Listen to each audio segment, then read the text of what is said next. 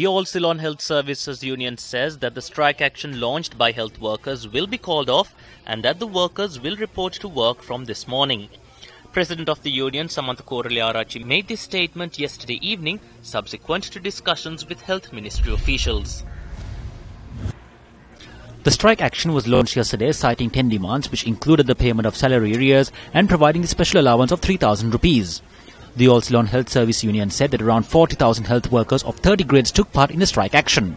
The strike action severely affected functions at outpatient departments at several hospitals. The strike also had a debilitating effect on surgeries and other services.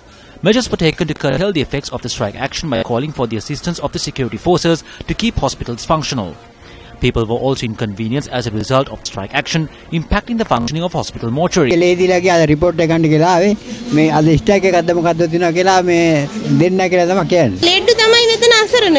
Meanwhile, hospital workers engaging in the strike action launched a protest march from the Ministry of Health to the Lipton roundabout this afternoon. The health workers then marched back to the Ministry of Health and demonstrated opposite the ministry premises. Following discussions early this evening, trade unions have decided to call off the strike and report to work tomorrow morning. We have received this circular for the increase of 1,000 rupees. Remember that we chose to conduct a strike action for 2 days because we have spared time for another demonstration.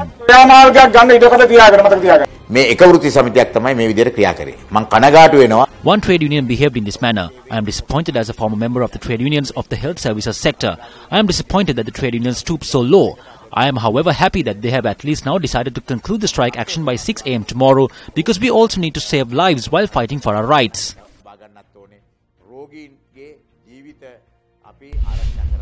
7 deaths have been reported since January this year owing to the influenza virus. According to the epidemiology unit, 143 cases of influenza have been reported during this time frame. The most recent deaths associated with the influenza virus were reported from the Kegol General Hospital. 35-year-old PB Priyanka Kumuduni was admitted to the Kegol General Hospital on the 25th of this month with high fever. The victim was expecting a child at the time of her admission. Doctors were able to save the child, but Kumuduni was not so fortunate. Priyanka Kumuduni's final rites were performed in the Hemmatagama Madhuriya area this evening. Meanwhile, the influenza virus also claimed the life of 38-year-old W. Lakmali, a resident of Attapitiya, Ussapitiya. It has not yet been confirmed as a respiratory syndrome. We suspect it to be the influenza AH1N1. Investigations are being carried out at present.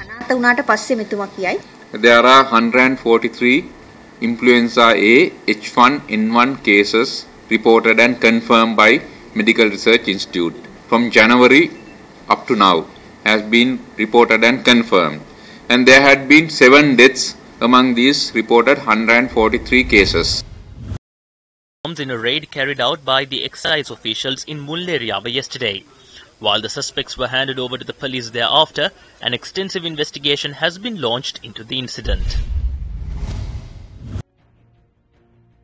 A group of officials of the excise department had raided a house in the Delgahawata area which comes under the purview of the Mulleriava Police Division following a tip-off received on a heroin racket. During the raid, the excise officials found a T56 firearm and a 9mm pistol in the house.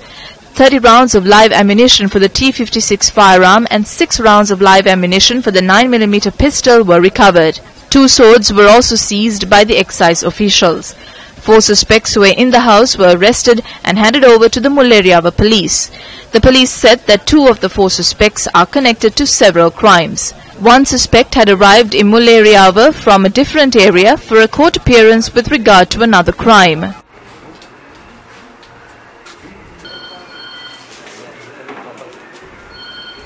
Former Minister of Economic Development Basil Rajapaksa and 3 other officials attached to the Ministry of Economic Development were further remanded until the 10th of June.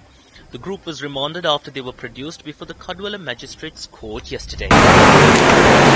Former Minister Basil Rajapaksa, the former Secretary of the Ministry of Economic Development Dr. Nihal Jayathilaka, the former Director General of the Divinaguma Development Department RAAK Ranavaka and another director attached to the department RPB Tilakasiri were produced before courts today. Basil Rajapaksa was once again brought to court in an ambulance. Even though an application was filed to grant them bail today, Magistrate Dhammika Hemapala rejected the application. The magistrate today rejected the bail application that we filed. As a result, our future course of action will be to take the necessary legal actions in this regard. At this moment, we are planning on presenting a separate application to the High Court. We plan on presenting this tomorrow.